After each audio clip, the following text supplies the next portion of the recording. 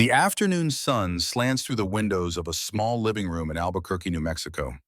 The year is 2025. On the wall hangs a faded photograph from 1886, a Colt 45 single-action Army revolver mounted in a shadow box, and beneath it, preserved in glass, a single eagle feather, white with a black tip. Thomas Cole Brennan sits in his leather armchair, 82 years old now, his hands gnarled from a lifetime of hard work, but still steady. Across from him, his great-grandson Ethan, 17, leans forward with the restless energy of youth. "Grandpa," Ethan says, gesturing at the eagle feather, "you've never told me the real story about the iron cage." Old Cole's eyes, still sharp despite their years, drift to the feather. A long silence fills the room. When he finally speaks, his voice carries the weight of decades. "Some stories," he begins slowly, "you don't tell until you're ready to face what they mean. I've been carrying this one for 69 years. Maybe it's time." He shifts in his chair, and his gaze goes distant, looking not at the room around him, but at something far away and long ago. "It was August of 1886. I was 41 years old, and I thought I knew who I was." His voice changes then, drops lower, becomes the voice of a younger man. "I was wrong." The room seems to fade, the present dissolves, and the past rises up like desert heat. Socorro, New Mexico territory, August 14th, 1886. The Dead Horse Saloon smells of stale beer, tobacco smoke, and broken dreams. Thomas Cole Brennan wakes with his face pressed against a poker table, the texture of rough wood imprinted on his cheek. His mouth tastes like he's been chewing copper pennies in despair. The morning light, slanting through the dirty windows, feels like punishment. Cole pushes himself upright, every joint protesting. He's 41, but right now he feels 70. His fingers go automatically to his pockets. Empty. All of it gone. The $23 he'd scraped together from selling off another piece of tack from the ranch. Lost in a game he barely remembers playing. Big Martha, who owns the saloon, stands behind the bar. She's a formidable woman, 6 feet tall in her stockings, with arms like a blacksmith and a heart that gave up on mercy years ago. She crosses those arms now and fixes Cole with a look that could strip paint. $32, Brennan," she says. Her voice has all the warmth of January wind. "That's what you owe me. Room, whiskey, and the damage you did to my good chair when you threw it at Pete Hansen." Cole has no memory of throwing a chair at anyone. This doesn't surprise him. There's a lot he doesn't remember these days. "Give me 2 days, Martha." His voice comes out rough, scraped raw. "I'll get your money." "You said that last week." She leans forward, hands flat on the bar. "And the week before, and the week before that. I'm done waiting, Cole. You pay up by Saturday or I'm coming to collect from whatever's left of that ranch of yours." The ranch. The word hits him like a fist. Sarah's ranch. The land they'd built together from nothing. The only thing he has left of her besides memories that hurt too much to touch. He stands, reaches for the Colt 45 on his hip. Not to threaten, just to check. The weight of it is familiar, comforting. A Colt single-action Army, model 1873. He'd bought it new 14 years ago, back when he still had money and a future. The walnut grip is smooth from years of use, the blued steel showing wear but still solid. 6 rounds of 45 long Colt ammunition. Each cartridge costs 4 cents. He has exactly 24 cents worth of firepower to his name. His knife, a Bowie with a 12-inch carbon steel blade, rests in its sheath on his left hip. He'd forged it himself years ago, before Sarah died, before everything turned to ash. The handle is wrapped in leather he'd tooled with his own hands. It's one of the few things he hasn't sold or lost or thrown away in a drunken rage. The saloon door swings open. Bright sunlight floods in, silhouetting a figure too small to be trouble. But Cole knows that silhouette, knows it like he knows his own heartbeat. Jacob. His son walks into the Dead Horse like he owns it, 14 years old and trying hard to look older. He's dressed in his work clothes, patched but clean. The boy's shoes are held together more by hope and rawhide than by their original stitching. In his hands, Jacob carries an envelope, official-looking, the kind that brings bad news. The boy's eyes find Cole's across the room. There's something in that look that makes Cole want to turn away. Not anger, anger he could handle. This is worse. This is disappointment so deep it's become acceptance. Pa, Jacob says quietly. He doesn't comment on finding his father in a saloon at 8 in the morning. He's long past that. This came from the county clerk. He holds out the envelope. Cole takes it with fingers that try not to shake. He knows what it is before he opens it. He's been dreading this for months. Tax assessment, Brennan Ranch, due 200, payable within 30 days of August 1st, which means he has 16 days. $200 might as well be 2,000. He hasn't seen that kind of money in 4 years. Not since Sarah died and he started finding answers in whiskey bottles instead of in the work that needed doing. Pa, Jacob says again, and this time there's a crack in the carefully maintained calm. We're gonna lose it. Everything Ma worked for. Everything she built. Cole looks at his son, really looks at him. The boy has Sarah's eyes, warm brown with flecks of gold. Eyes that used to look at Cole like he hung the moon. Now they just look tired. I'll figure something out, son, Cole hears himself say. The lie tastes familiar on his tongue. You always say that. Jacob's voice is steady, but his hands clench the brim of his worn hat. But you never do, Pa. You just drink, and things get worse, and Ma's dream dies a little more. The words land like blows. Clean, precise, true. Cole opens his mouth, closes it. What can he say? That he's trying? He's not. That he'll change? He won't. That he's sorry? Sorry doesn't pay taxes. Sorry doesn't keep a roof over his son's head. Sorry is just another word for failure. Jacob waits 5 seconds. 10. Then he nods once, sharp and final, and turns to go. Jacob, Cole calls out. His voice cracks on the name. The boy stops at the door but doesn't turn around. I promise, Cole says, I'll fix this. Jacob's shoulders rise and fall with the breath too heavy for a 14-year-old to carry. He walks out without another word. The door swings shut behind him with a sound like judgment. Martha's voice cuts through the silence that follows. That boy deserves better than you, Brennan. I know, Cole says quietly. And because the truth is the only thing left that doesn't cost money, he adds, God help me, I know. He's still standing there, holding the tax bill like it's a death sentence, when the saloon door opens again. The man who walks in is not from Socorro. You can tell by the way he moves, by the confidence that comes from knowing violence and winning at it. He's big, pushing 50, with shoulders that fill the doorframe. A scar runs from his left ear down to his jaw, white against tan skin. His clothes are good quality, well maintained. His gun belt holds a Remington revolver with walnut grips, oiled and cared for. This is a man who has money, and men with money in places like Socorro usually want something. He walks straight to Cole, spurs chinking with each step. Up close, his eyes are the color of dirty ice. Thomas Cole Brennan, the man says. Not a question, a statement. Cole's hand doesn't move towards his gun, but every muscle in his body tightens. Depends on who's asking. Name's Marcus Holcomb. He gestures to the bar. Buy you a drink? I don't drink anymore. The lie comes easier with practice. Holcomb's smile doesn't reach his eyes. That's not what I hear, but suit yourself. I'm here about work. I don't hire out. Didn't say you hired out. Said I have work. 3 days, guard duty, $250. The number lands like a thunderclap. Cole keeps his face neutral, but his heart kicks against his ribs. $250 would pay the taxes, would buy Jacob new shoes, would give them breathing room for the first time in years. What kind of guard duty? Cole asks carefully. Holcomb pulls out a chair, sits without invitation. Simple job. I've got a prisoner, Apache woman. Needs watching while my boys and I handle some business in Denver. 2, maybe 3 days. You keep her alive and in one piece, you get paid. Every instinct Cole developed in 8 years as a cavalry scout starts screaming. This smells wrong, wrong in ways he can't quite name yet. Why not use your own men? Because they're coming with me to Denver. Holcomb's patience has an edge now. And because I'm offering you more money than you've seen in years. Don't overthink it, Brennan. It's a simple job for simple pay.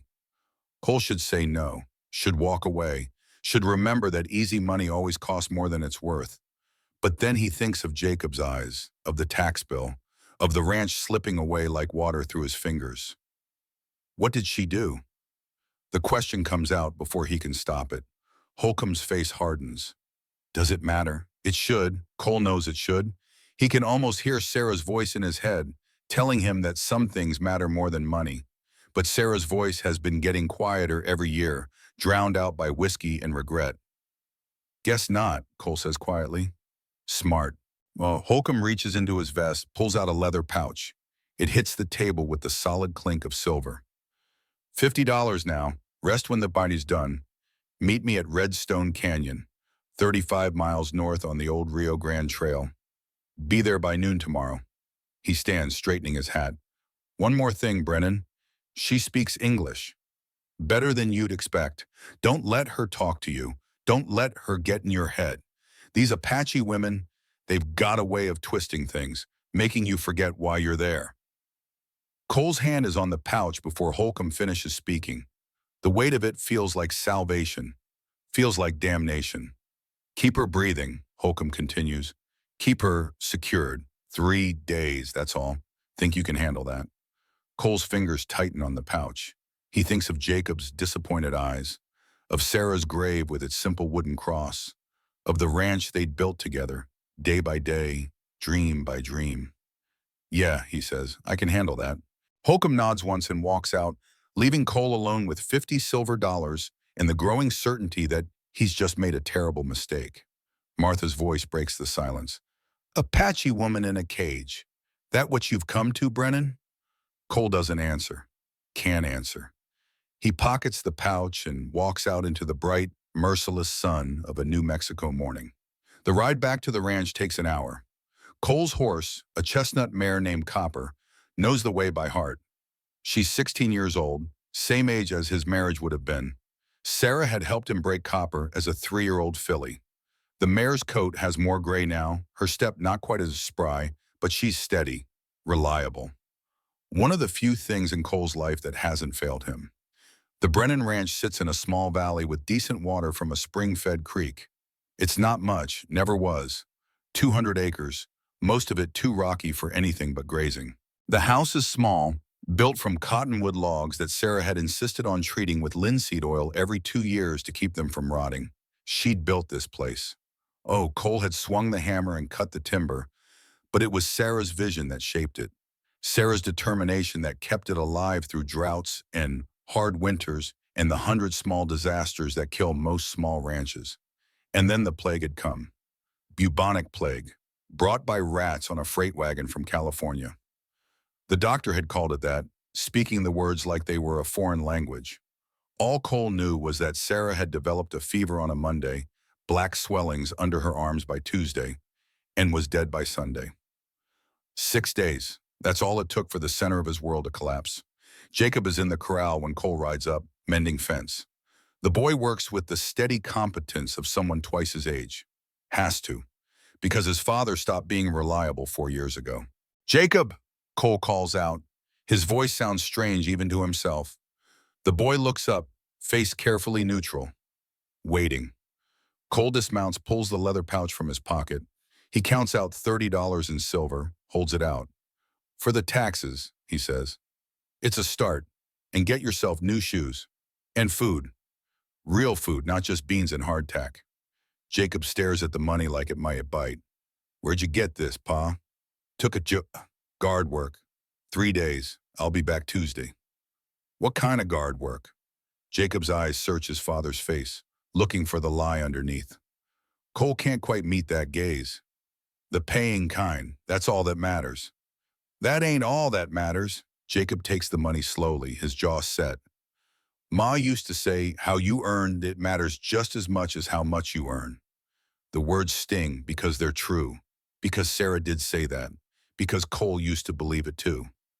I'll be careful, Cole says instead of arguing. Jacob looks at him for a long moment. Then quietly, what are you guarding, Pa? Cole's mouth opens, closes. The lie won't come. Not to this boy, not to Sarah's son. A prisoner, he finally says. Just need to watch her for 3 days while the man who hired me goes to Denver. Her? Something shifts in Jacob's face. A woman? Apache woman. She's dangerous, apparently. Killed some men. Jacob's expression goes strange, confused and troubled, and something else Cole can't quite read. And you're going to keep her locked up? That's the job. For money. For $250, Cole says, and hates how defensive he sounds. For the ranch. For you. Jacob is quiet for so long that Cole almost walks away. Then the boy speaks, and his voice is soft, but somehow that makes it cut deeper. Ma wouldn't want this. You know she wouldn't. The truth of it hits like a physical blow. Sarah would have spit in Holcomb's face and thrown the money back. Sarah would have asked questions, would have cared. But Sarah's dead, and the living have to make do with compromises. I know, Cole says quietly. But Ma's not here, and the taxes are due in 16 days. This is what we've got. Jacob nods slowly. He pockets the money, then looks his father straight in the eye. Is this the man you want me to become, Pa? Someone who does wrong things for the right reasons? The question hangs in the air between them like smoke. I don't know, Cole finally admits. I don't know what kind of man I am anymore, son. I'm just trying to keep us afloat. Jacob turns back to the fence, picks up the wire cutters. Over his shoulder, without looking back, he says, Be careful, Pa. Not just with the danger, with your soul. Cole stands there for a long moment, watching his son work. Then he goes into the house to pack. The house is small, one main room with a stone fireplace, a bedroom barely big enough for a bed, and a loft where Jacob sleeps. Everything is clean because Jacob keeps it that way. Sarah's touches are still everywhere. The quilt she made from scraps, the shelf she'd carved with the flowers, the rocking chair where she'd nursed Jacob as a baby. Cole tries not to look at these things, tries not to remember. He packs his saddlebags with 3 days of provisions, dried beef jerky, hardtack biscuits that taste like salted cardboard but keep forever, coffee grounds wrapped in cloth, his canteen filled from the creek, a spare shirt, extra ammunition, 20 rounds of .44-40 for the Winchester and 12 rounds of long Colt for the revolver, all bought on credit from the general store 2 months back. He adds his bedroll, his Winchester rifle, the leather ground sheet that's kept him dry through 100 nights in the open. Before he leaves, he stands in front of the small mirror Sarah had hung by the door. The man looking back is a stranger, 41 years old but looking older, weathered skin, eyes that have forgotten how to hope, stubble on his jaw because he can't be bothered to shave regularly anymore. This is what grief looks like, he thinks. This is what giving up on yourself does to a man. He tears his eyes away from the mirror. Can't stand to look anymore. It's 3 in the afternoon when he rides out. The August sun beats down with physical weight. The temperature is already over 100 degrees, and it's only going to get hotter. Jacob watches from the porch. He raises one hand in farewell. Cole raises his in return. Neither of them smiles. The last thing Cole sees as he rides away is his son standing there alone, surrounded by everything Sarah had built and everything Cole is failing to preserve. The ride north follows the old Rio Grande Trail, though the trail has seen better days. The Army used to maintain it back during the Indian Wars. Now it's just another scar across the desert, slowly being reclaimed by creosote bushes and sage. The landscape is stark, beautiful in the way that only the desert can be. The Chihuahuan Desert stretches in every direction, decorated with ocotillo plants raising their spiny arms to the sky. Prickly pear cactus bearing fruit that the Apache know how to eat, but most white men won't touch. To the west, the Magdalena Mountains rise purple and distant, their peaks touching 10,000 feet. Cole knows this country, spent 8 years as a cavalry scout, from 1870 to 1878, tracking Apache raiders and trying not to get killed. He'd been good at it, good enough that the Army wanted him to re-enlist when his term was up. But by then he'd met Sarah. The memory comes unbidden, sharp and clear, despite the years. Fort Craig, 1871. Sarah Morrison, the sutler's daughter, selling supplies to soldiers who spent their pay as fast as they earned it. She'd had honey-colored hair and a laugh that sounded like bells, and the first time Cole saw her, he'd known. They'd married in 1871. Jacob had come a year later. Cole had left the Army in 1878, bought the ranch with his mustering out pay and a loan from Sarah's father. They'd been happy. Poor but happy, building something together. making plans. And then the plague came and Sarah died, and all the plans turned to dust. Cole shakes his head, trying to dislodge the memory. Thinking about Sarah only leads to drinking, and he needs to be sharp for this job. Needs to be clear-headed. The trail follows the Rio Grande for a while, though the river itself is out of sight behind the cottonwood trees. This time of year, in August, the water is low. By September, it will be even lower. The drought has been going on for 3 years. Another reason so many ranches are failing. After 2 hours of riding, Cole stops to water copper at a small creek that feeds into the river. The mare drinks gratefully. Cole refills his canteen, wipes his face with a damp cloth. The heat is oppressive, the kind that makes you feel like you're breathing through wet wool. He eats a piece of jerky, forces himself to chew slowly. His stomach isn't interested in food, hasn't been for years, but he knows better than to skip meals in this heat. While Copper rests, Cole checks his weapons. The Winchester is a lever-action rifle, 44-40 caliber, purchased new in 1873. It holds 15 rounds in the tube magazine. Cole keeps it loaded with 13 because a full magazine can create too much spring tension and cause feeding problems. 13 is unlucky in cards, but reliable in a rifle. The afternoon wears on. The sun tracks across the sky with cruel indifference. Cole's shadow shrinks, then starts to lengthen again as the sun slides toward the western mountains. By 5 in the afternoon, he can see Redstone Canyon in the distance. The canyon is well named. The walls are sandstone, stained deep red by iron oxide, rising about 250 feet from the desert floor. Wind and water have carved them into fantastic shapes over millions of years. The Apache consider this place sacred, or they used to before most of them were killed or driven onto reservations. Cole has been here before, years ago tracking raiders. He knows the layout. A single narrow entrance, maybe 8 feet wide, leading into an oval space about 120 yards across. The walls are sheer, unclimbable without equipment. It's a natural fortress, also a natural trap, depending on which side of the entrance you're on. He rides closer. The entrance appears like a crack in the canyon wall, dark and uninviting. Cole dismounts, leading Copper on foot. Her hooves click against the stone. The sound echoes strangely. He passes through the narrow gap. The walls rise on either side, close enough that he could touch both at once if he stretched. Then the passage opens up into the central space. The first thing he sees is the cage. It squats in the center of the canyon like a monument to cruelty. 6 feet wide, 6 feet deep, 7 feet tall. Made of iron bars as thick as Cole's thumb, painted black. The paint blistered and flaking from the desert heat. No roof, no shade. Just bars in the merciless sun beating down. Inside the cage, a figure sits motionless. 2 men lounge nearby, playing his charades on a flat rock. They look up as Cole enters. One is tall and lean, the other short and thick. Both wear guns with the casual familiarity of men who have used them. The tall one stands, stretching. "You, Brennan?" "That's right." "Luther Pike." He gestures to his companion. "That's Virgil Kane. Holcomb said you'd be along." Pike is in his mid-30s, with a narrow face and eyes that never quite meet yours directly. His voice has a nasal quality, like he's always slightly congested. Kane is younger, maybe 30, with the kind of face that looks mean even when it's trying to smile. "She give you any trouble?" Cole asks, though he hasn't looked at the cage yet, hasn't let himself. "Quiet as a grave."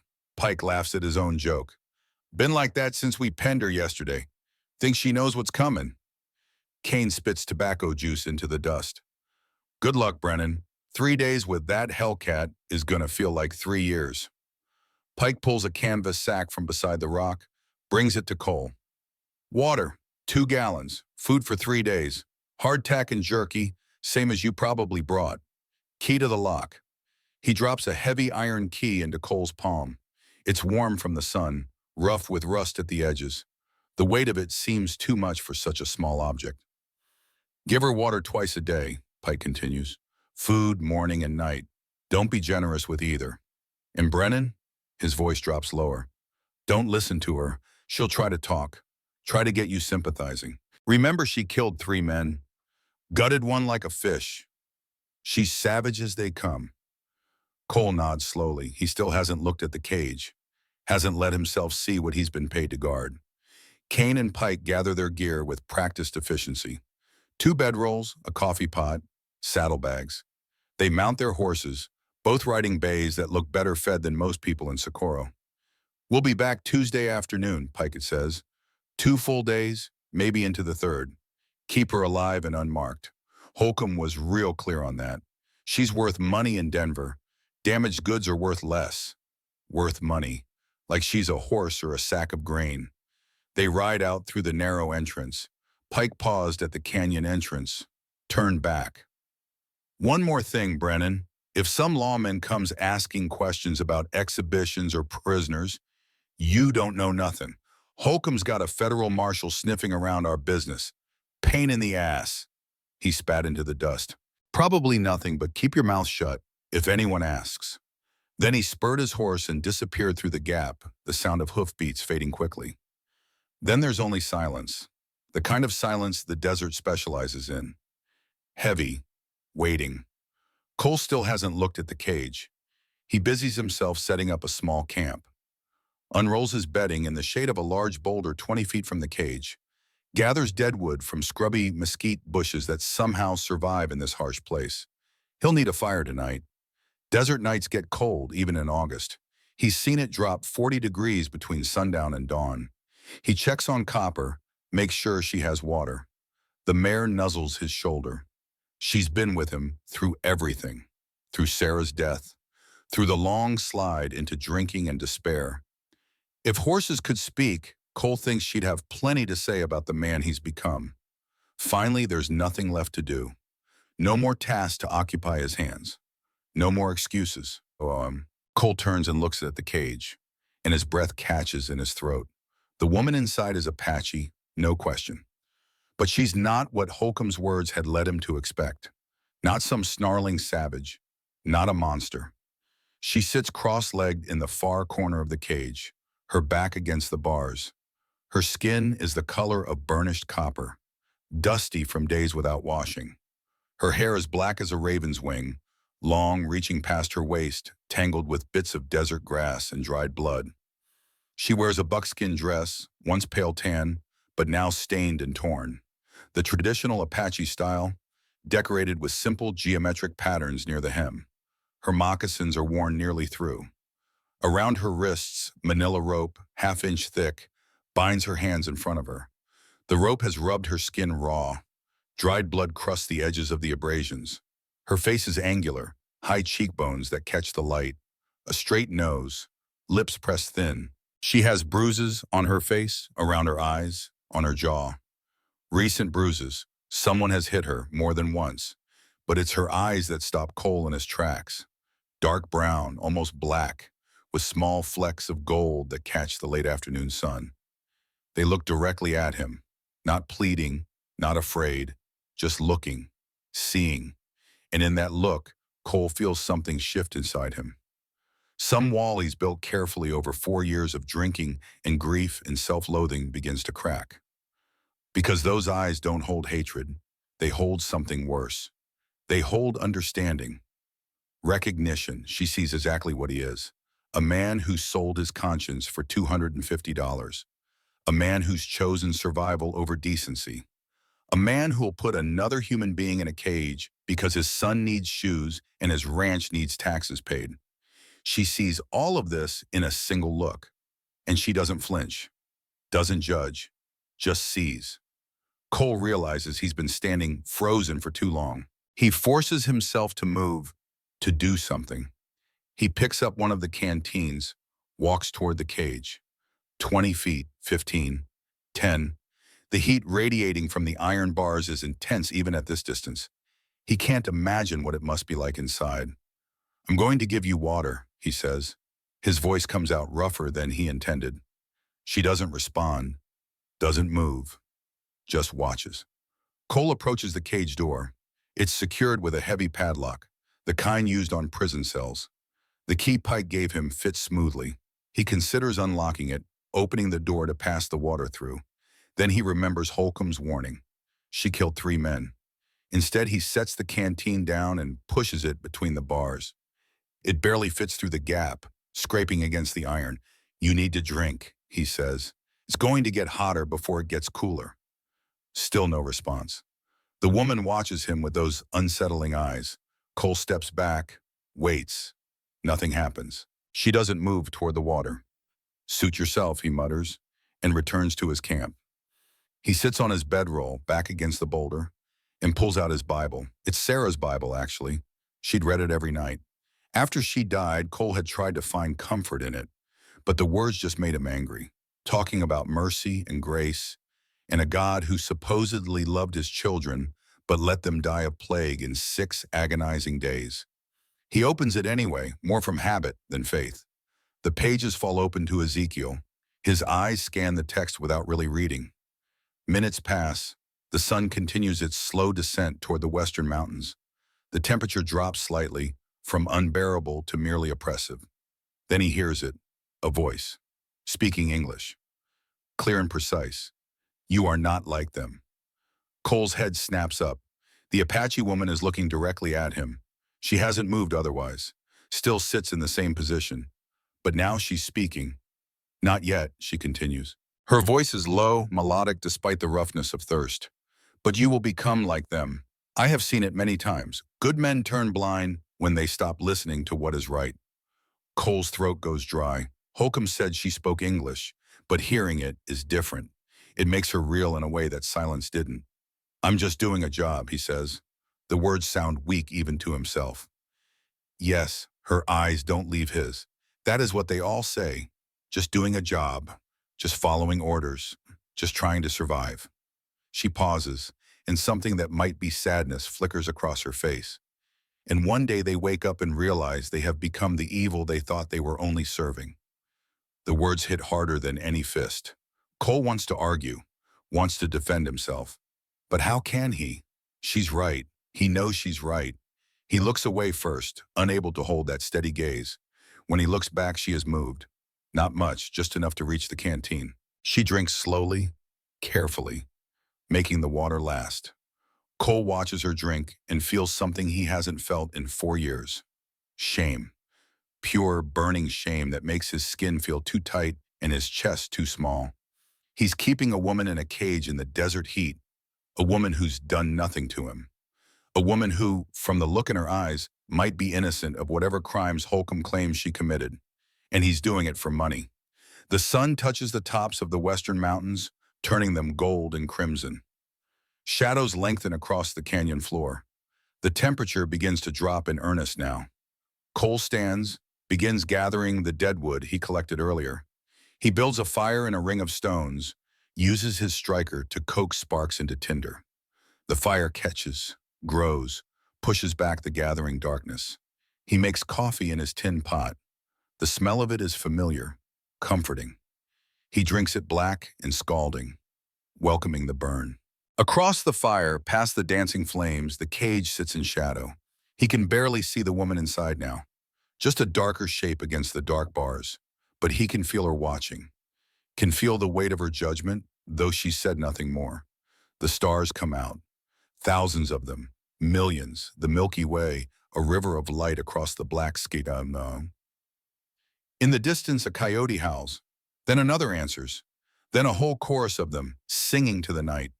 Cole hears movement from the cage, the woman shifting position, the chains rattling softly, and then, quiet as a prayer, he hears her voice again.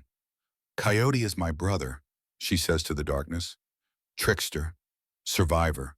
He adapts to whatever the world brings, like my people have always done. A pause. Like you are trying to do. Cole doesn't respond, doesn't know how. But Coyote survives because he is clever, she continues. Not because he abandons his nature. When he stops being true to himself, he dies. The fire crackles. Sparks rise into the night sky, mimicking stars. What's your name? Cole asks. The question surprises him. He hadn't planned to talk to her, but the words came out anyway, silence. Then, why do you wish to know? Because you're not just a job, and I'm tired of pretending you are. More silence, longer this time. Then, Nayland. The name sounds like music, like water over stones. I'm Cole, he says, Thomas Cole Brennan. I know, the men who brought me here said your name. Said you were a soldier once, a scout who hunted my people. The truth of it sits between them like a physical thing. Yeah, Cole admits quietly. I was, long time ago. And now you are a jailer. Now I'm just trying to survive. Survival at the cost of your soul is not survival. Her voice is gentle, but the words cut deep. It is slow death. Cole has no answer to that. He drinks more coffee, stares into the fire, and tries not to think about how right she is. The night deepens. The temperature drops. Cole pulls his blanket around his shoulders. In the cage, he can hear Nolan moving, trying to find a comfortable position on the hard ground. He thinks about giving her a blanket, but that would mean opening the cage, and he's not ready for that. Not yet. Maybe not ever. So instead, he lies down on his bedroll and stares up at the stars and tries to ignore the sound of a woman shivering 20 feet away. Sleep doesn't come easy. When it finally does, his dreams are full of Sarah's disappointed eyes and Jacob's quiet questions, in a cage he can't seem to escape no matter how far he runs. Cole wakes to the sound of singing. The sky is still dark, but the eastern horizon shows the first pale promise of dawn. The air is cold, maybe 50 degrees, and his joints ache as he pushes himself upright. The singing comes from the cage. Nalin stands facing east, her bound hands raised toward the coming sun. The song is wordless, a melody that rises and falls like wind through canyon walls. It's unlike anything Cole has ever heard. Not a hymn, not a work song, not a ballad. Something older. Something that predates churches and borders and cages. He watches in silence, feeling like an intruder on something sacred. The first ray of sunlight breaks over the eastern mountains, painting the canyon walls gold. The moment it touches Nalen's upraised hands, she stops singing. She stands there for a long moment, perfectly still, as if listening to something Cole can't hear. Then she lowers her hands and sits back down, cross-legged, eyes closed. Cole realizes his coffee pot is empty. He'd drunk all the coffee last night and hadn't bothered to make more. His head aches from poor sleep and the lingering effects of too many nights drowning in whiskey. He stands, his back complaining about the hard ground. At 41, he's too old to sleep on rocks and call it comfortable.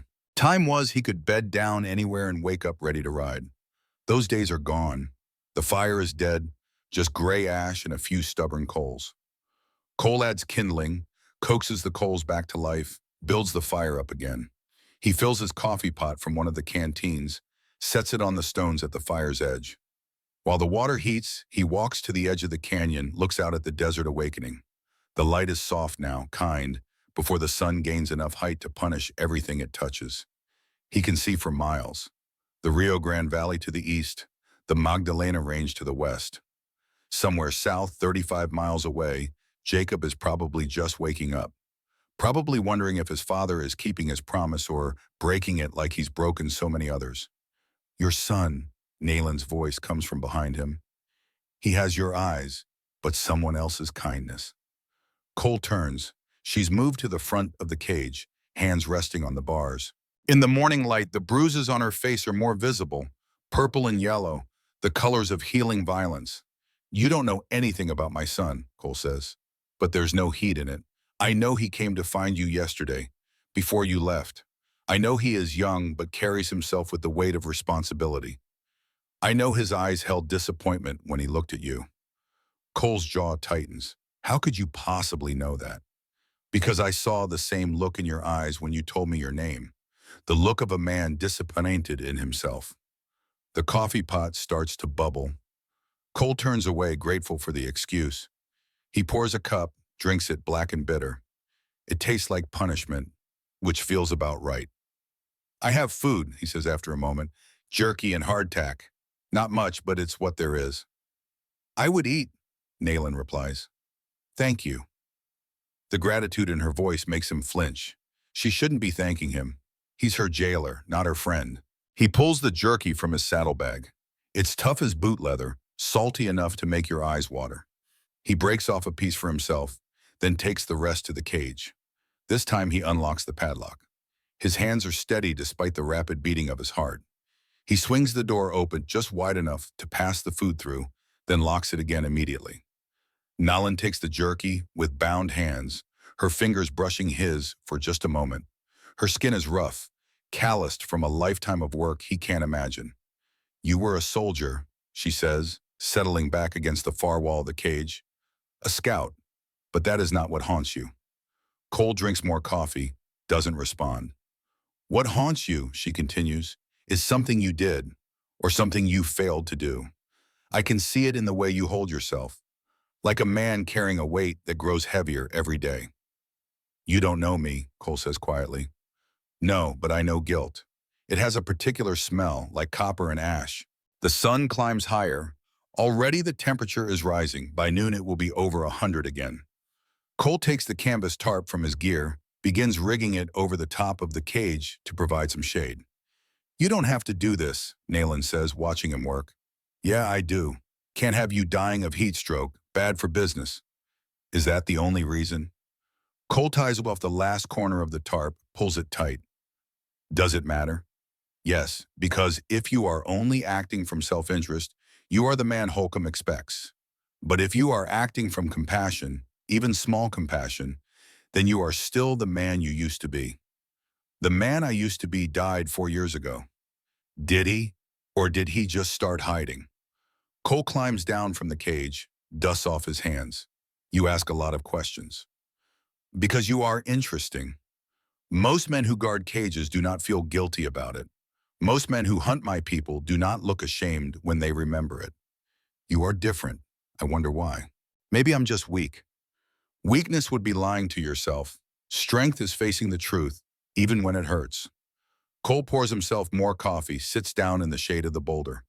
The day is going to be long and hot, and they're only in the first hour of it. What about you, he asks. What's your truth?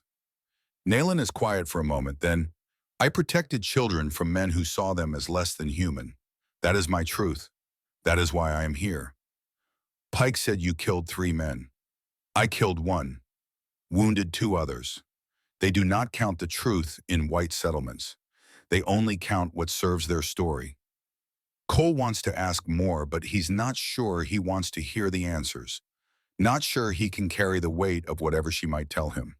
They sit in silence for a while. The sun continues its climb. The shadows shrink. The heat builds. Around 9 in the morning, Cole hears horses. His hand goes to his Colt before his mind fully processes the sound. 1 horse, maybe 2, coming from the south. He stands, moves to where he can see the canyon entrance. Nayland watches him but says nothing. A single rider emerges through the narrow gap. It's Jacob. Cole's heart does something complicated in his chest. Relief and anxiety and something like pride all mixed together in a way that makes it hard to breathe. The boy rides his gray gelding, the one Sarah had bought him for his 10th birthday. Jacob sits straight in the saddle, comfortable, like he was born on horseback, which in a way he was. Jacob, Cole calls out, what are you doing here? The boy dismounts, loops his reins around a scrubby bush. He walks toward his father with deliberate steps, and Cole can see that he's nervous but trying hard not to show it. Came to check on you, Pa. Jacob's voice is steady. You've been acting strange, stranger than usual. Wanted to make sure you're all right. Then his eyes move past Cole, land on the cage, on Nolan sitting inside it.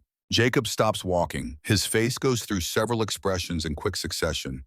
Confusion, understanding, horror. Pa, he says softly, that's a woman, in a cage. Cole feels his throat tighten. This is exactly what he didn't want. Didn't want Jacob to see. Didn't want to explain. It's just a job, son. We talked about this. We talked about guard work. Jacob's voice rises slightly. You didn't say you were keeping a woman locked up like an animal. She's dangerous. She killed men. Did she?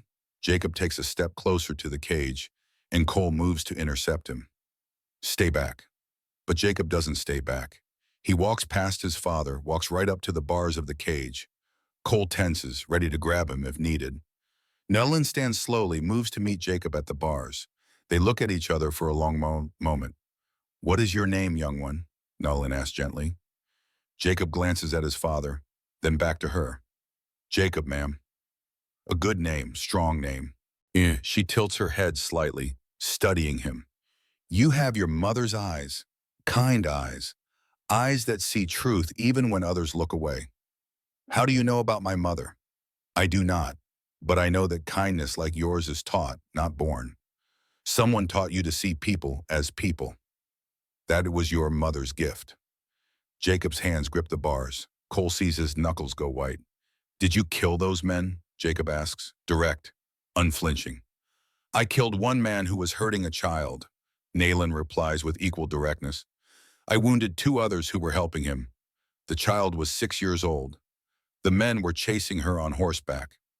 They thought it was funny. Cole watches his son's face, watches understanding dawn. You were protecting kids, Jacob says. It's not a question. Yes. Kids like me. Yes, Jacob turns to look at his father. The expression on his face makes Cole want to look away, but he forces himself to meet his son's eyes. Pa, Jacob says quietly, she protected children, and you're keeping her in a cage. It's not that simple. Yes, it is. Jacob's voice cracks. It's real simple. She's innocent. You know it. I know it. And you're keeping her here for money. For the ranch. For you. I don't want the ranch if this is the price. The words come out fierce, 14 years old but sounding much older. Ma would be ashamed of you. I'm ashamed of you. The words land like hammer blows. Cole staggers back as if physically struck. Jacob, he starts, but the boy cuts him off. Ma used to say, do what's right even when it's hard. Remember? She said that all the time. Tears are forming in Jacob's eyes now, angry tears that he refuses to let fall. This isn't even hard, Pa. This is easy. You just let her go. I can't do that. You mean you won't? If I let her go, we lose everything. The ranch, the house, everything your mother built. Ma built that ranch on doing right by people. You think she'd want us to keep it by doing wrong? Jacob wipes his eyes roughly with his sleeve. I'd rather lose everything and keep our souls than have everything and lose who we are. Cole opens his mouth, closes it, has no words that can bridge the gap between what he's doing and what he knows is right. Jacob takes a step back from the cage, looks at Nayland one more time. I'm sorry, ma'am, for what my father's doing. For what those men did to you, I'm sorry. Nayland's eyes soften. You carry no blame, Jacob. You see clearly. That is rare, that is precious. Do not lose that gift. Jacob nods once, then turns to his father. I'll be at the ranch, waiting to see what kind of man my father really is. He walks to his horse, mounts up, sits there for a moment looking down at Cole. Choose right, Pa. It's not too late. It's never too late. Then he turns the gray and rides out of the canyon, and Cole is left standing there feeling like his chest has been hollowed out.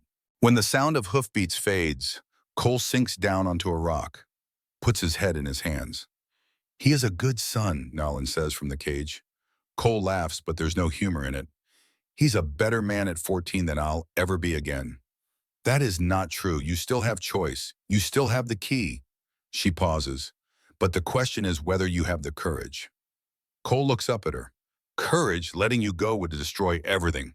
We'd lose the ranch. Jacob would have nothing. That's not courage. That's stupidity. Is it? Nayland settles back against the bars. Your son just told you he would rather have nothing and keep his integrity than have everything and lose it. He already knows what matters. The question is, when did you forget? Before Cole can answer, before he can even process what she said, he hears more horses. Multiple horses this time. Coming fast. He's on his feet immediately, Winchester in hand. Nayland stands too, alert, her body tense. Luther Pike rides through the canyon entrance, followed by Virgil Kane. They're riding hard, their horses lathered with sweat. Pike sees Jacob's tracks in the dirt, still fresh. His eyes narrow. You had a visitor, Brennan? Cole's mind races. My son. Brought me some food I'd forgotten. That's so. Pike dismounts, walking slowly toward Cole. Awful convenient, your son just happening to find you way out here. Small territory, people know things. Kane circles around, positioning himself at an angle. Cole notices. These men are setting up for trouble. Why are you back? Cole asks, keeping his voice level. Thought you weren't coming back until Tuesday. Change of plans. Pike pulls a folded paper from his vest. Holcomb wanted me to give you this. Figured you should know what you're protecting. He hands the paper to Cole. It's a poster, crudely printed but clear enough. The headline reads, "Witness the savage Apache warrior woman." Below that, in smaller text, a description that makes Cole's stomach turn. See the wild squaw who murdered 3 innocent settlers in cold blood. Watch her perform primitive dances and rituals. Hear her speak in her heathen tongue. A rare glimpse into the brutal nature of the Apache race. Educational and thrilling for the whole family. There's a list of cities: Denver, Chicago, Philadelphia, New York, Boston, Washington, and at the bottom, in bold letters, 25 cents adults, 10 cents children. Pike watches Cole read, a small smile playing at his lips. Holcomb's already got buyers interested. Man in Denver runs exhibitions, pays top dollar for authentic specimens. Indians, outlaws, anybody with a good story. Pike's smile faded slightly. Had to move the schedule up, though. Some U.S. Marshals have been poking around, asking questions about our business in Arizona and Colorado. Holcomb wants to get her to Denver before the law catches up. That's why the rush. Cole's hands are shaking. He tries to hide it, but Pike notices. Pike notices everything. She'll tour the eastern cities, Pike continues. People eat this stuff up. Holcomb's got contracts for 8 cities already. You do the math on that, Brennan. 500 people per show, 2 shows a day, 30 days per city. That's over $200,000 for the whole tour. The numbers are staggering, obscene. Your cut's $250 for 3 days' work, Pike says. Holcomb's being generous. Most men would pay for the privilege of being part of something this profitable. Cole looks at the poster, looks at Nayland. She's standing perfectly still, face expressionless, but he can see the tension in her posture. She's heard every word. She's not a specimen, Cole says quietly. She's a person. Pike's smile disappears. She's merchandise, and you're being paid to guard her. That's all you need to remember. He walks to his horse, starts to mount, then pauses. Oh, and Brennan, that boy of yours, he seemed awful interested in our prisoner. Make sure he doesn't get any ideas about coming back. Holcomb wouldn't like that. Wouldn't like it at all. It's not quite a threat, not quite, but the implication is clear. Pike and Kane ride out, leaving Cole standing there with the poster crumpled in his fist. When they're gone, he walks to the cage, stands in front of it, looking at Nayland through the bars. I'm sorry, he says. The words feel inadequate, worthless. You are sorry, but you will still keep me here. I don't know what else to do. If I let you go, they'll come after my son. You heard Pike. They know Jacob was here. So you will sacrifice me to protect him. Yes, the admission tastes like poison. I'm sorry, but yes, my son comes first. Nayland nods slowly. I understand. If I had a son, I would do the same. But understanding does not make it right, and it does not make you free of the choice. She sits back whining, turns her face away from him. Cole stands there for a long moment, then walks away. He goes to the far end of the canyon, as far from the cage as he can get, and sinks down with his back against the stone wall. The poster is still in his hand. He smooths it out, reads it again. Every word is a knife. Wild squaw, brutal nature, heathen tongue. They're going to parade her through cities like she's an animal in a zoo. People will pay to gawk at her, to mock her, to feel superior while staring at her suffering. And he's helping them do it. For $250. The sun climbs toward its zenith. The heat becomes oppressive. Cole sits in the shade and thinks about Sarah. She would have known what to do. Sarah always knew what to do. He remembers the day they met. Fort Craig, summer of 1871. He'd been 26, already a veteran of 1 year scouting. She'd been 19, working in her father's store, selling supplies to soldiers who spent their meager pay on tobacco and coffee and the occasional luxury of canned peaches. He'd come in to buy ammunition. She'd smiled at him, and something in his chest had unlocked. Something he didn't even know was locked. They had talked for an hour. He'd missed lunch, didn't care. She'd asked him about his work. He'd told her honestly about tracking Apache raiders, about the violence, about the things he'd seen and done. "Does it bother you?" she'd asked. "Hunting people?" "They're not people," he'd said, parroting what the officers said. "They're hostiles, savages, threats to civilization." Sarah had looked at him with those warm brown eyes, gentle but unwavering. "Thomas Cole Brennan," she'd said, using his full name like she already knew him. "Every person who breathes is a person. Doesn't matter what color their skin is or what language they speak. You know that in your heart. Don't let the army teach you otherwise." He'd thought about that conversation for weeks, started questioning things he'd taken for granted, started seeing the Apache he tracked as people with families and hopes and fears. That was when he decided to leave the army, when he decided to build something instead of destroying things. Sarah had done that, had made him better just by believing he could be. And now, 12 years after her death, he's sitting in a canyon keeping a woman in a cage because he's too weak and too scared to do what Sarah would have done without hesitation. The afternoon wears on. Cole makes himself eat, though the food tastes like dust. He checks on Copper, gives her water, talks to her in the quiet voice he reserves for animals and small children. Around 4 o'clock, when the heat is at its worst and the whole world seems to shimmer in the waves of rising air, Cole hears Nayland speak. "May I tell you something?" Her voice is hoarse from the heat. Cole walks to the cage, brings her the canteen. She drinks gratefully. "You can tell me anything," he says, "my family. You asked yesterday what my truth was. I told you about the children I protected, but I did not tell you what I lost." Cole sits down in the shade of the boulder nearest the cage. "You don't have to. I want to, because I think you need to hear it, because I think you are a man who has forgotten that other people suffer too, that you are not alone in your grief." She settles into a position that looks almost comfortable despite the chains and the cage and the heat. "I had a father," she begins. "Cochilo. It means black knife in your language. He was a warrior, not because he loved violence, but because his people needed protection. He taught me to ride before I could walk. Taught me to track animals through country so hard it would break most men. Taught me that courage is not the absence of fear, but the choice to act despite it." Her voice is steady, but Cole can hear the emotion underneath. "I had a mother, Desba, medicine woman. She knew every plant that grows in the desert, knew which ones heal and which ones kill. She taught me to see the world as connected. Everything touches everything. When you harm one thing, you harm all things. When you heal one thing, you heal all things." Cole listens, not interrupting. "I had a brother, Dakota, 12 years old. He could make anyone laugh, even in the hardest times, even when we were hungry or cold or running from soldiers. Dakota could find something funny. He had a gift for joy." Nayland pauses, drinks more water. "September 1883. You remember that year?" "I remember. Apache Creek. My people were camped there. 50 of us. Families, children, old ones. We were not raiding. We were not fighting. We were just trying to survive another season. Trying to find enough food for winter." Her voice doesn't change.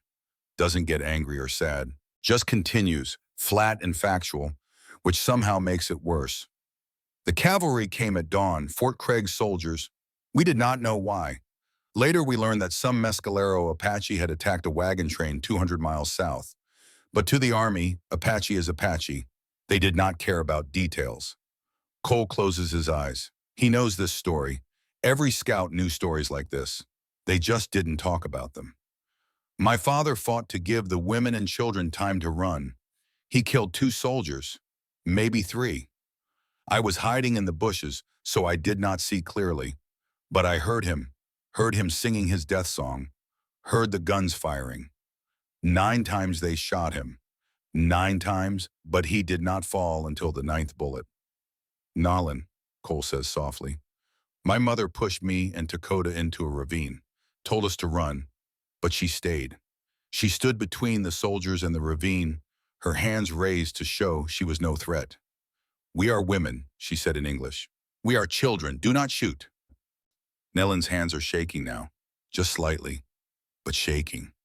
The sergeant, He did not care. He had a quota to fill, orders to follow. He drove his bayonet through her back. It came out the front, through her chest. She died looking at me. Her last words were, "Run, my daughter, run and live. Tell our story." Cole feels something wet on his cheeks, realizes he's crying. He doesn't wipe the tears away. Dakota and I ran. We hid for 4 days in a cave. When we finally came out, everything was burned. Our homes, our food, our clothes, even the bodies were burned, like they wanted to erase us from the earth. She takes a shaky breath. Soldiers found Dakota 3 weeks later. They took him to Fort Craig, put him in a cell with 15 other Apache children. The cell was damp, cold. Disease spread. Dakota got sick. Tuberculosis. He died after 3 months. God, Cole whispers. Before he died, he wrote me a letter. In English. He had learned English from a priest at the fort. Father O'Brien, the letter said, "Dear Sister Nolan, I am sick. They say I will die soon. I am not afraid. Mother and father wait for me. But I want you to know that I was brave. I did not cry. Please find our people. Tell them Dakota was brave. Tell them I love them." Nayland finally stops. The silence that follows is heavy as stone. The letter was in a pouch I wore around my neck. When Holcomb caught me, he took it. Said it would be good for the show. Give me, how did he say it, backstory, something to make the customers feel they were seeing authentic, savage history. Cole is openly weeping now. He doesn't try to hide it, doesn't try to speak. So when you ask me my truth, Nayland says quietly, that is my truth. I lost my father, my mother, my brother. I lost my people. I lost my home. I lost everything except my life. And now Holcomb wants to take that too. Not by killing me, but by making me into something I am not. By turning my suffering into entertainment. Yes, she looks at Cole directly. You asked me yesterday if I would still keep you in this cage. Now I will ask you, knowing what you know, will you still keep me here? Will you still help them do this? Cole wipes his face, stands, walks to the edge of the canyon and looks out at the desert. The sun is starting to descend. The light is turning gold. Somewhere out there, 35 miles away, Jacob is waiting to see what kind of man his father is. Cole thinks about Sarah, about what she would do. He knows what she would do. The question is whether he has the courage to do it too. He turns back to the cage. Nolan is watching him, waiting. Cole reaches into his pocket, pulls out the key. He's walking toward the cage when he hears the horses. Not from the south this time, from the north. Multiple horses, moving fast. Cole's hand moves to his gun. Nayland stands alert. 3 riders burst through the canyon entrance. Holcomb, Pike, Kane. They're back a day early. And from the look on Holcomb's face, they know something. Holcomb dismounts while still moving, hitting the ground at a run. He's been drinking. Cole can smell the whiskey from 15 feet away.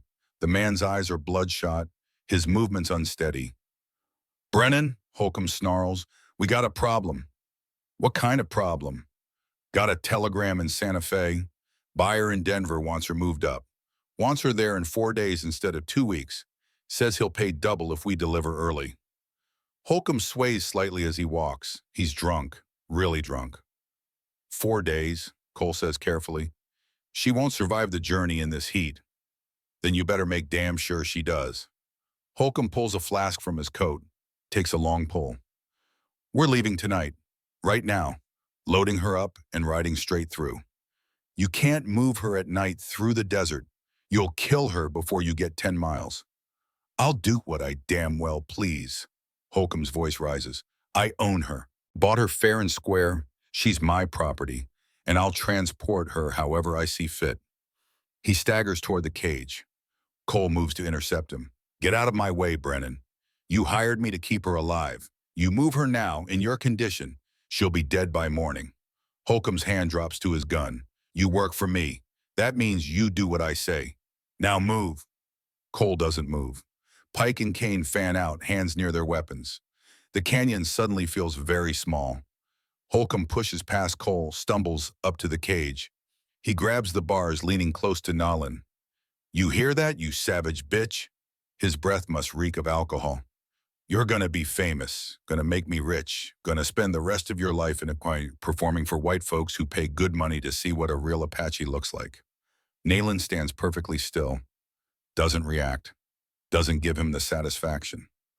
Holcomb's face darkens with rage. You think you're better than me?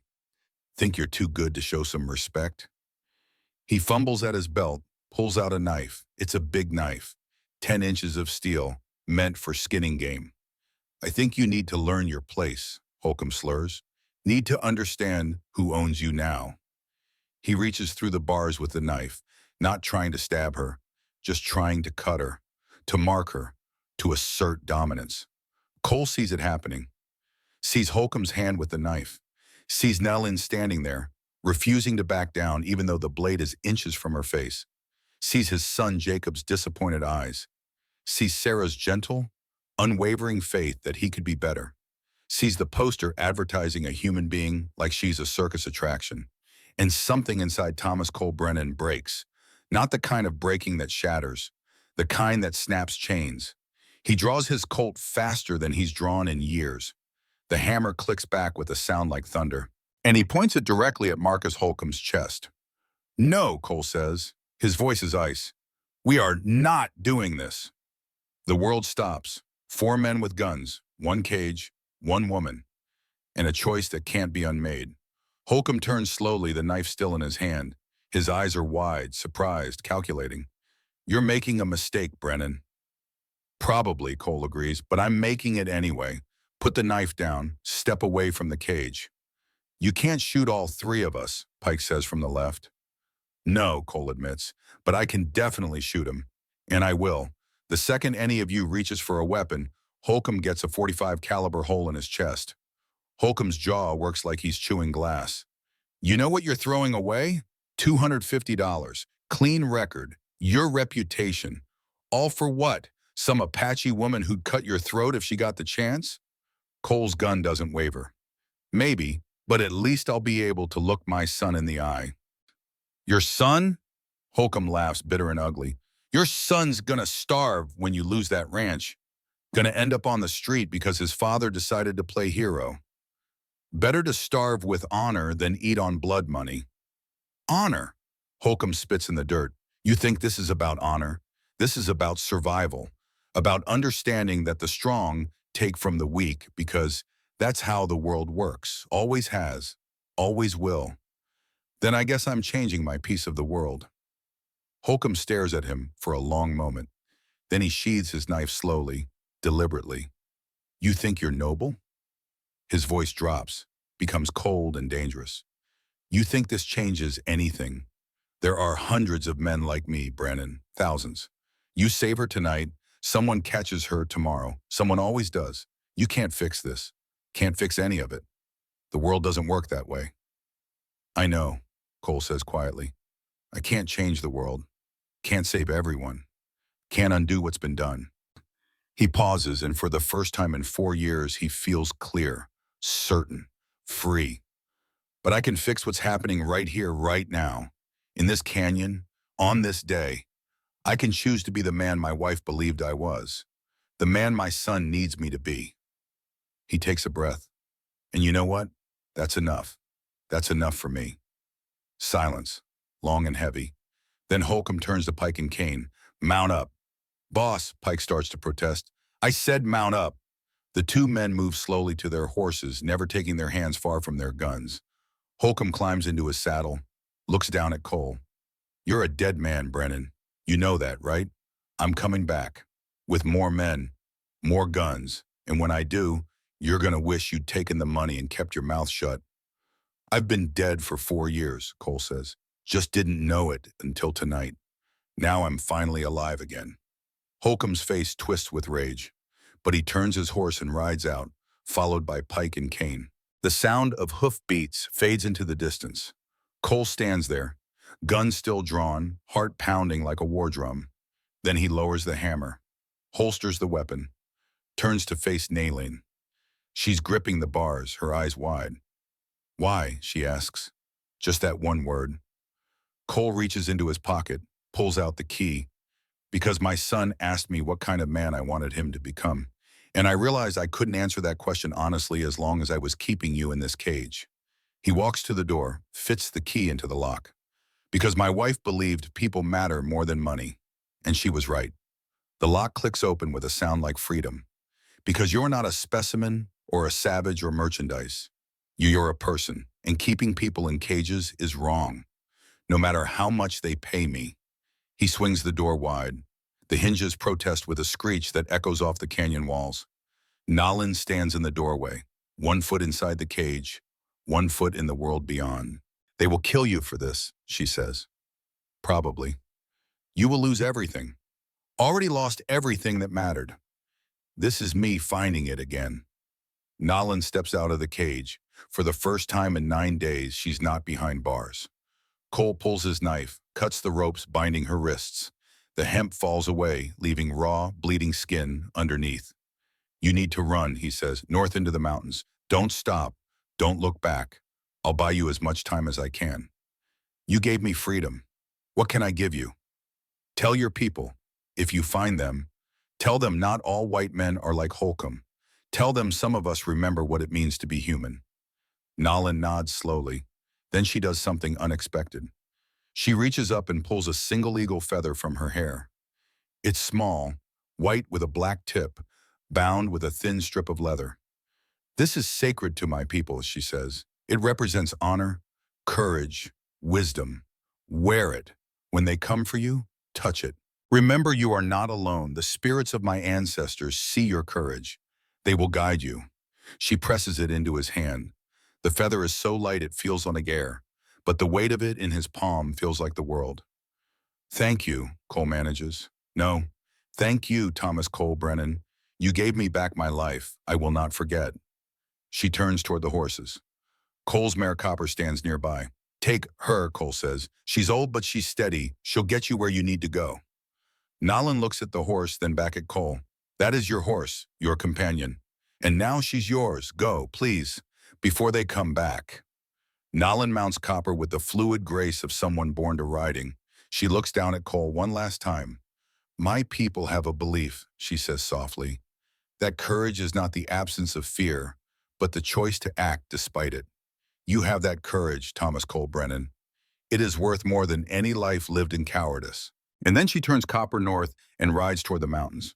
Cole watches until she disappears through the narrow passage at the far end of the canyon.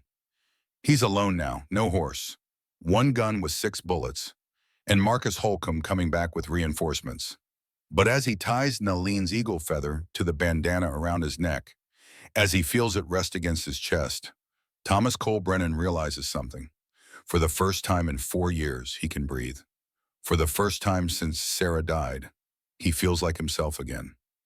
And whatever comes next, whatever price he has to pay, it was worth it. The stars come out, the temperature drops, and Cole sits down to wait for what morning will bring. Finally at peace.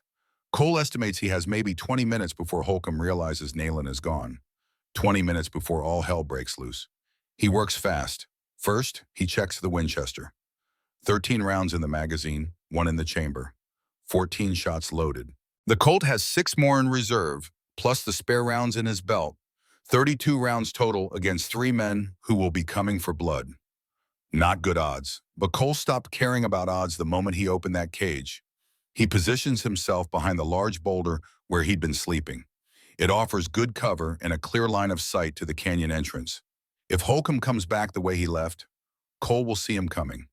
He gathers what's left of his water. 1 canteen, maybe half full. If this turns into a siege, he'll need every drop. The empty cage sits in the middle of the canyon like an accusation. Its door swings gently in the night breeze, creaking on rusty hinges. The sound is almost musical. Cole touches the eagle feather tied to his bandana, feels its softness against his throat. He thinks about Nalin riding north under the stars. Hopes she's already miles away. Hopes she finds her people, or at least finds safety.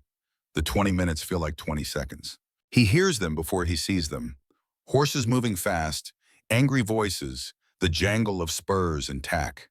They're not being quiet, don't need to be. They think they have all the advantages. Three riders burst through the southern entrance. Holcomb, Pike, Kane. They see the empty cage immediately. Holcomb pulls his horse up so hard the animal nearly sits down. His roar of rage echoes off the canyon walls. "Brennan, where is she?" Cole steps out from behind the boulder. His Winchester is leveled, steady as stone. "Gone," he says simply, "and you're not getting her back." Holcomb's face in the moonlight is a mask of fury. He dismounts in a fury of motion, his hand already on his gun. "You stupid son of a bitch. You know what you just cost me? $200,000, 2 years of work, everything." "Good. Good?" Holcomb's voice cracks. "Good? I'm going to kill you, Brennan. Going to kill you slow." Cole's finger rests on the trigger. "You can try." Pike and Kane have dismounted too, spreading out, trying to flank him. Cole tracks them with his eyes without moving the rifle. "Don't," he warns. "First man reaches for a gun gets a bullet. I promise you that." "You really think one man can stop all three of us?" Holcomb's laugh is ugly. "You really that stupid?" "Probably, but here's the thing, Holcomb. I don't need to stop all three of you. I just need to make sure you don't get what you want. And I already did that. She's free. She's gone. And there's nothing you can do about it." "The hell there isn't." Holcomb gestures to Pike. "You and Kane start tracking. She can't have gotten far." "She's got an hour head start on a good horse," Cole says. "She knows this country better than any of us. She's Apache. She could be 10 miles away by now, or she could be 100 yards away watching us, and you'd never know. You really think you're going to find her in the dark?" The truth of it settles over them. Holcomb's face darkens further. "Then I'll just have to settle for killing you." "That's your choice. But understand something, Holcomb. The second you draw, I'm putting a .44 round right through your chest. You'll be dead before you hit the ground. Maybe your boys get me after. Probably they do, but you won't see it. You'll just be dead." Holcomb's hand hovers over his gun. The moment stretches, thin and tight as wire. Pike shifts to the left. Kane moves right. They're coordinating, getting into position. Cole adjusts his aim slightly, tracking Holcomb, but aware of the others in his peripheral vision. "Your call," Cole says quietly, "but make it fast. I'm getting tired of pointing this rifle at you." Something changes in Holcomb's eyes, some calculation. He's drunk, but not so drunk he can't think. "You know what?" Holcomb says slowly. "I don't need to kill you tonight. You got no horse, no water except what's in that canteen. It's 35 miles to the nearest settlement. In this heat on foot, you'll be dead in 2 days anyway." He takes a step back, his hand moving away from his gun. "Boys," he says to Pike and Kane, "we're leaving." Pike looks confused. "Boss, we can take him. 3 against 1. "Not worth the risk. Let the desert kill him. We'll come back in a few days, collect what the buzzards leave behind." Kane grins, understanding. "Smart. Let nature do the work." They start backing toward their horses. Cole keeps the Winchester trained on Holcomb, not trusting this sudden retreat. "This isn't over, Brennan," Holcomb says. "You're dead, just doesn't know it yet." "I've been dead for 4 years, Cole replies. "This is what coming back to life looks like." Holcomb mounts his horse. Pike and Kane do the same. They turn to leave. Then everything goes wrong. Pike's horse, nervous from the tension, shies at a shadow. Pike jerks the reins, and his rifle, slung across his back, comes loose. Falls to the ground with a clatter. He dismounts to retrieve it, moving quickly. Too quickly. His hand is near the rifle when Holcomb shouts, "Pike! No! Leave it!" But Pike's already committed to the motion. His hand closes on the rifle stock. Cole reacts on instinct, years of cavalry training taking over. Threat response automatic. He swings the Winchester toward Pike. "Drop it!" Pike freezes. The rifle is halfway to his shoulder. Time slows to a crawl. Cole can see Pike's hand trembling on the rifle stock, his finger hovering near the trigger guard, frozen in indecision. Can see the man's eye, wide with adrenaline and fear. Can see the choice forming. "Don't," Cole says, "please don't." But Pike's fear makes him flinch. The rifle jerks upward reflexively. Cole fires. The Winchester's report is deafening in the enclosed canyon. The muzzle flash lights up the night like lightning. Pike staggers backward, the rifle falling from his hands. He looks down at his shoulder where Cole's bullet has torn through muscle and bone. Blood spreads across his shirt, black in the moonlight. I told you, Cole says quietly. I told you to drop it. Pike sinks to his knees, pressing his hand to the wound. He's cursing, a steady stream of profanity mixed with shock and pain. Holcomb's gun clears leather. So does Kane's. Cole drops behind the boulder as bullets start flying. The night explodes with gunfire. Holcomb and Kane both empty their revolvers in Cole's direction. Bullets ricochet off stone with sounds like angry hornets. Chips of rock spray through the air. One fragment catches Cole across the cheek, drawing blood. He waits for the firing to stop. Counts the shots. 6 from each gun, 12 total. In the brief silence that follows, he hears them reloading, fumbling with cartridges, cursing. Cole pops up from behind the boulder. Fires twice, fast and controlled. Both shots miss, but they force Holcomb and Kane to dive for cover. They scatter, Kane rolling behind the empty cage, Holcomb making it to a cluster of rocks on the eastern side of the canyon. Pike is still on his knees in the open, clutching his shoulder, moaning. Pike, Holcomb shouts, get to cover. But Pike can't move.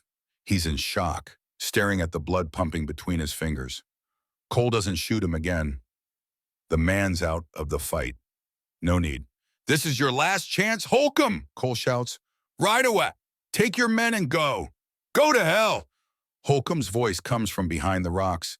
You're a dead man, Brennan. More gunfire, this time more controlled. Holcomb and Kane are aiming now, not just shooting blind. Bullets strike close to Cole's position. Too close. Cole returns fire. 3 shots, driving them back down. He's down to 8 rounds in the Winchester, 6 in the Colt, 14 shots total against 2 armed men with plenty of ammunition. The math isn't good. He needs to change position. Staying in one place makes him predictable, killable. During a lull in the shooting, Cole breaks from cover, runs low and fast toward a different boulder 15 yards to his right. Bullets chase him, kicking up dust at his heels. He slides behind the new position just as a round spangs off the rock where his head was a second before. From this angle, he can see Kane behind the cage, just a sliver of the man visible between the bars. Cole aims carefully, fires once. The bullet passes between 2 bars and catches Kane in the thigh. The man screams, dropping flat. Kane's hit, Holcomb yells. Kane! I'm all right. Kane's voice is tight with pain. Leg wound, not bad. 2 men wounded, but still in the fight. And Cole is now down to 7 rounds in the Winchester. The pattern continues, brief exchanges of fire, long periods of silence. Both sides conserving ammunition. Both sides waiting for an opening. Cole's shoulder aches from the recoil. His hands are steady, but he can feel the adrenaline starting to fade, leaving exhaustion in its wake. He's 41 years old, too old for this, too tired. But he keeps fighting because giving up means Nolan's freedom was for nothing, and he won't let that happen. The moon crosses the sky. Hours pass. The temperature drops into the 50s. Around 3 in the morning, Holcomb tries a different tactic. Brennan! His voice echoes across the canyon. Let's talk. Cole doesn't answer. Come on, Brennan. We're both too old to die over an Apache woman. Let's make a deal. Still no answer from Cole. I'll give you $500, cash. You can keep your ranch, keep your son fed. All you gotta do is tell me which way she went. Cole's jaw tightens. He aims toward the voice, but holds his fire. Ammunition is too precious to waste. $1,000. Holcomb's voice rises, desperate now. Think about it. Your boy's future. Everything you wanted for him. My boy's future, Cole calls back, depends on him having a father with a soul. Money can't buy that. You self-righteous son of a bitch. You think you're better than me? No, I just decided to stop being worse than I am. Silence. Then Holcomb laughs. It's a broken sound. You're going to die for nothing, Brennan. For nothing. That woman won't remember you, won't care. She'll disappear into the mountains and you'll be buzzard food. And the world will keep turning like you never existed. I'll remember, Cole says quietly. And that's enough. More silence. Cole can hear movement. Whispered conversation between Holcomb and Kane. They're planning something. He waits, every sense alert. Then he hears something that doesn't fit. A sound from outside the canyon, from the southern entrance. More horses, multiple horses, moving fast. Cole's heart sinks. Reinforcements. Holcomb must have sent for help before coming back. He's about to be overwhelmed. He checks his ammunition one more time. 7 rounds. This is where he makes his last stand. The horses get louder, closer. Cole raises the Winchester. If he's going down, he's taking as many with him as he can. Then a voice cuts through the night. A voice he knows. This is United States Marshal William Thaddeus Webb. Drop your weapons, all of you. Cole's breath catches. 6 riders pour through the southern entrance. In the lead is a man in his mid-50s, sitting straight in the saddle, a Winchester across his lap. His vest bears a silver star. U.S. Marshal. Behind him, 5 deputies, all armed, all spreading out with practiced efficiency. Holcomb and Kane are caught completely by surprise. Their guns are still drawn, their positions exposed. I said drop them!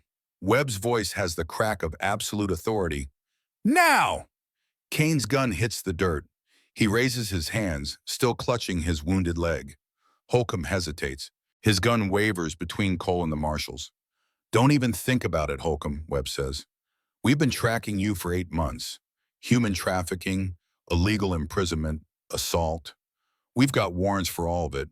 You shoot that gun, you're adding murder to the list. Slowly, reluctantly, Holcomb lowers his weapon, sets it on the ground. Smart, Webb says. He dismounts, walking toward the scene with calm confidence. His eyes take in everything. The empty cage, the wounded men, Cole behind the boulder with his rifle still raised.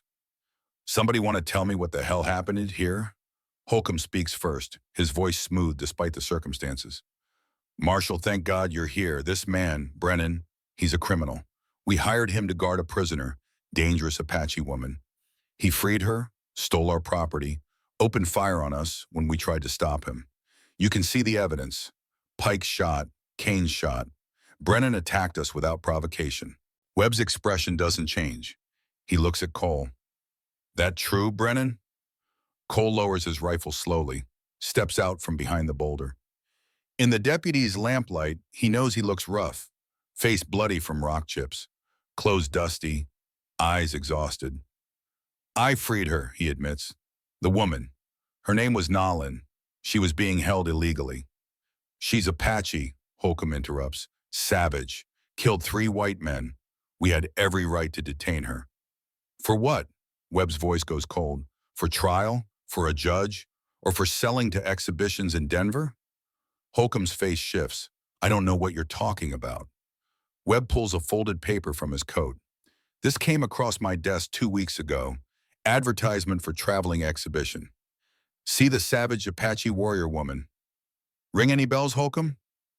The paper is identical to the one Pike showed Cole. Same cities, same prices, same degrading language. That's not illegal, Holcomb says, but his voice has lost its confidence. Human trafficking is illegal, has been since 1865. Selling people for shows, exhibitions, forced performances. That's trafficking, Holcomb, and I've been building a case against you for months. Webb gestures to his deputies. Take them into custody, all 3. The deputies move forward. Kane doesn't resist, too wounded and exhausted to fight. They help him onto a horse, bind his hands in front of him. Pike is still on his knees, bleeding.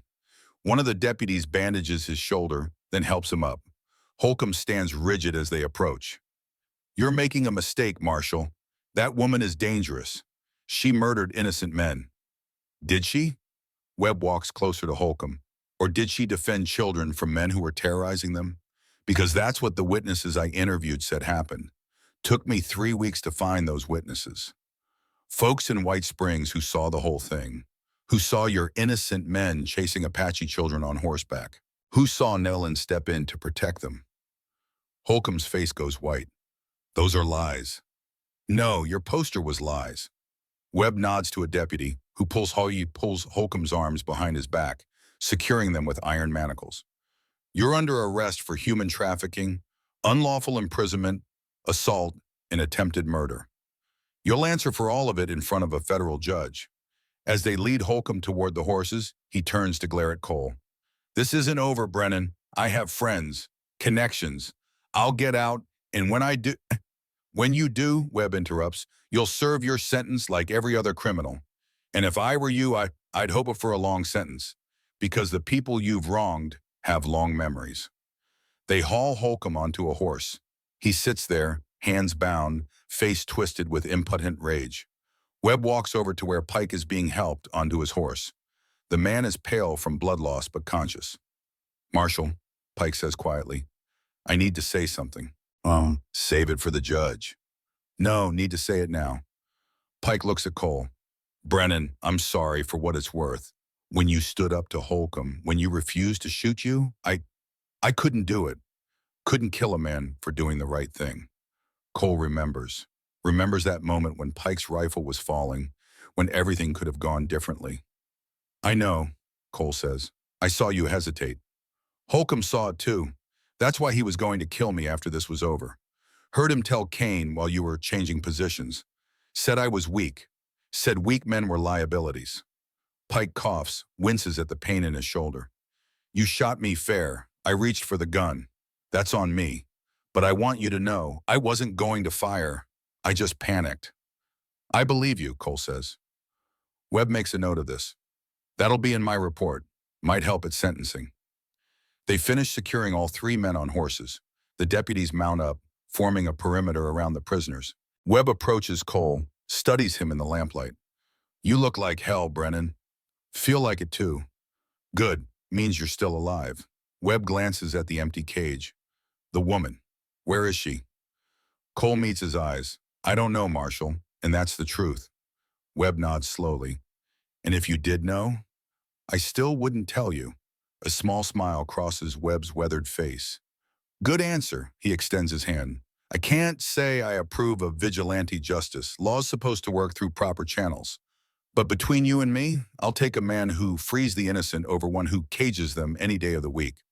Cole shakes his hand. The grip is firm, respectful. Get that wound looked at, Webb says, gesturing to Cole's bloody cheek.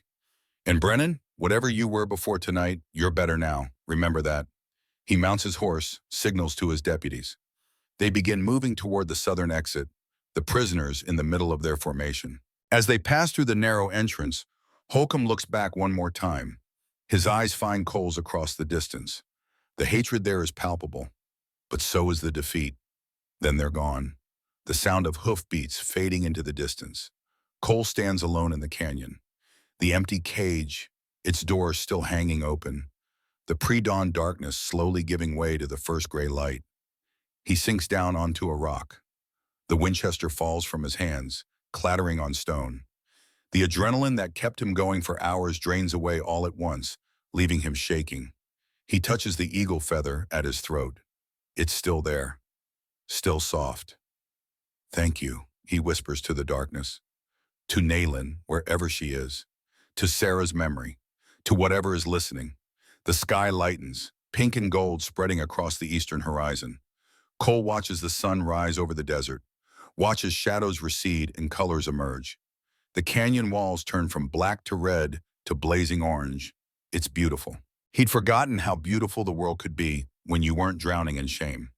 Around 7 in the morning, he hears one more horse approaching. He's too tired to reach for the Winchester. If someone's coming to kill him, they'll just have to do it while he sits here watching the sunrise. But the rider who emerges through the southern entrance isn't a threat. It's Jacob. The boy rides fast, his face anxious. When he sees Cole, relief floods his features. He dismounts while still moving, running the last few yards. Aha! Are you all right? I heard gunshots last night, rode out as soon as it was light enough to see the trail. Cole stands, and his son crashes into him, arms wrapping tight. Cole hugs him back, feeling 14-year-old bones and surprising strength and the fierce love of a child who hasn't quite given up on his father. I'm all right, son. I'm all right. Jacob pulls back, looks at his father's bloody face, his exhausted eyes. Then he looks at the empty cage. You let her go. I did. And they came back. They did. But you're alive. Barely. Marshal Webb showed up just in time. Jacob looks at his father for a longer moment.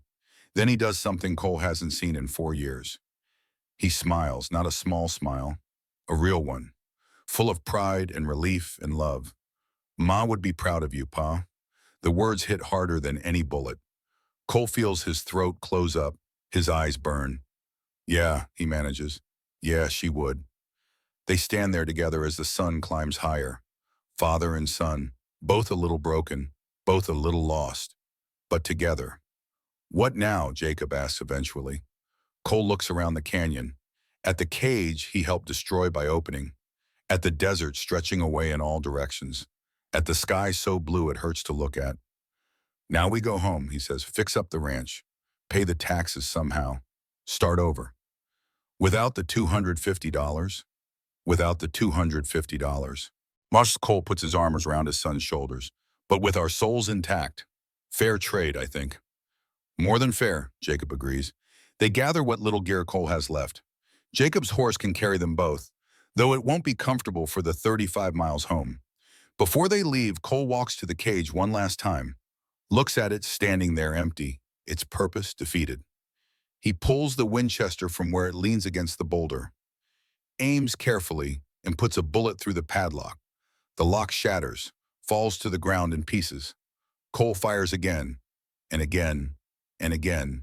He shoots the hinges off the door, shoots holes through the bars, empties the Winchester into the cage until it's nothing but twisted metal and broken iron. When he's done, the cage is beyond repair, beyond use, beyond saving. Nobody, Cole says quietly, is ever going to be locked in there again. Jacob watches with solemn approval. Good.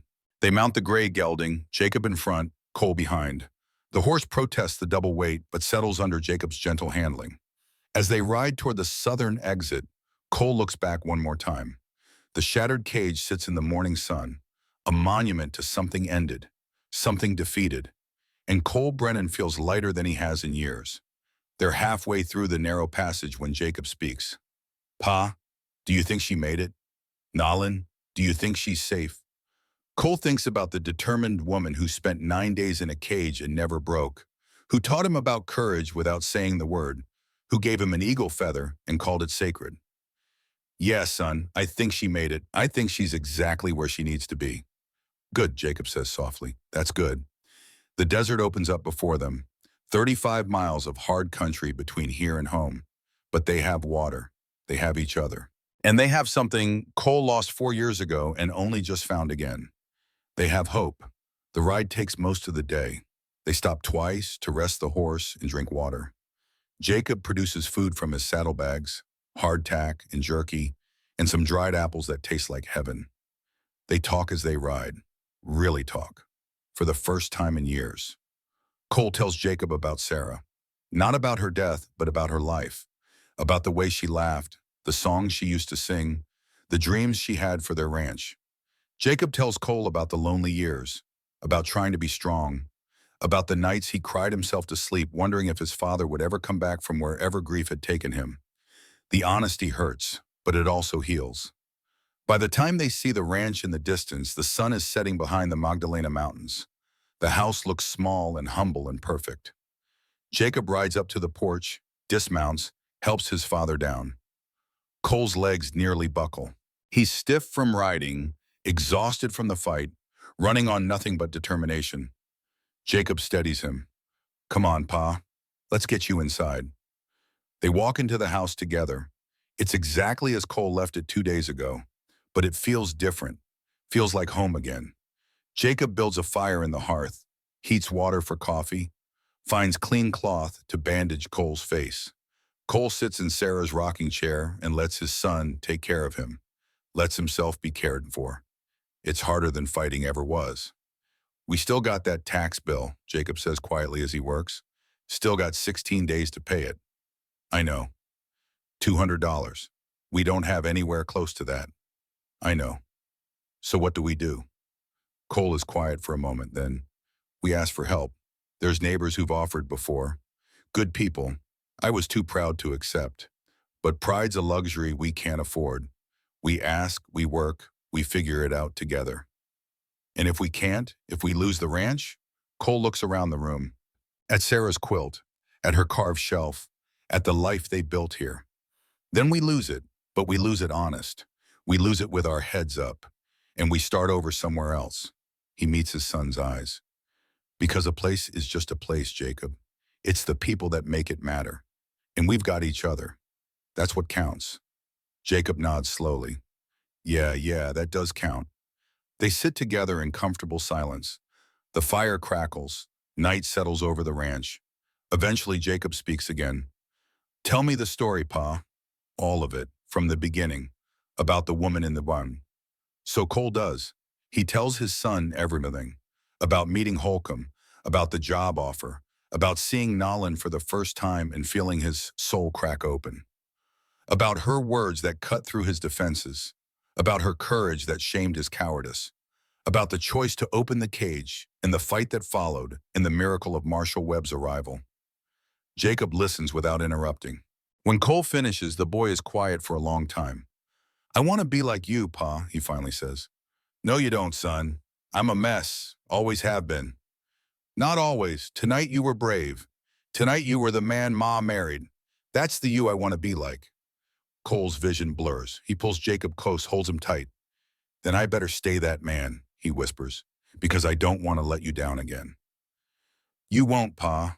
I believe in you. Those 4 words, I believe in you, are worth more than all the gold in California. They sit by the fire until they both fall asleep. Jacob in the chair his mother used to love. Cole on the floor beside him, his hand resting on his son's ankle like an anchor. When morning comes, they'll face the taxes and the debts and the uncertain future. But tonight they're home. They're together. And they're free, the present day. Albuquerque, New Mexico, 2025. Old Cole finishes his story. His voice is hoarse from talking. His eyes are wet. Ethan, his great-grandson, sits forward in his chair. The 17-year-old's face shows everything he's feeling: awe, pride, wonder. What happened next, Grandpa? Did you save the ranch? Cole smiles. We did. Sold our yearling steers to old Henderson for $80. Worked fence repairs for the Parker Ranch. Earned 40 more. Borrowed 60 from Sarah's brother in Santa Fe. The neighbors pitched in the rest when they heard what happened. Paid the taxes with a week to spare. Kept the place for another 40 years until I finally sold it to move here. And Nolan? Did you ever see her again? The old man's eyes grow distant. Once, about 10 years later, I was in Santa Fe on business. Saw a woman across the street. Apache. She saw me at the same time. We looked at each other for maybe 5 seconds. Then she smiled, touched her heart, and walked away. Was it her? I like to think so. She looked free.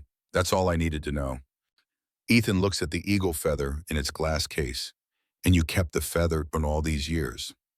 Every day of my life reminds me of the night I stopped running from who I was. The night I chose to be better. Cole reaches up, touches the glass gently. Your father asked me once why I kept it. I told him it was my most valuable possession. Not because of what it is, but because of what it represents. What does it represent? The truth that it's never too late to choose right, never too late to be brave, never too late to become the person you're meant to be. He looks at his great-grandson, sees Sarah's eyes looking back at him across generations. That's why I told you this story, Ethan, because you're 17. You're at the age when choices start to matter. Jacob was only 14, but he already understood what took me 41 years to learn. You're going to face choices in your life, hard ones. Choices where the easy path leads one way and the right path leads another. He leans forward, his old bones creaking. When you face those choices, remember the iron cage. Remember that courage isn't about being fearless. It's about being afraid and choosing right anyway. It's about knowing that who you are matters more than what you have. Ethan nods slowly. I'll remember, Grandpa. I promise. Cole settles back in his chair, looks around the small living room, at the photographs on the wall, at the revolver mounted in its case, at the eagle feather that has followed him through 69 years of life after that night. Good, he says softly. That's good. Outside, the New Mexico sun sets over the Sandia Mountains, painting the sky gold and crimson, the same colors that painted the sky that morning in Redstone Canyon, all those years ago when a broken man found his courage and a caged woman found her freedom. And in a small living room in Albuquerque, an old man closes his eyes and smiles, knowing that the choices we make echo through generations. Knowing that sometimes the hardest thing and the right thing are the same thing. And knowing finally, after 82 years of living, that he made the right choice. The iron cage is empty, the woman is free, and Thomas Cole Brennan can finally rest. The end.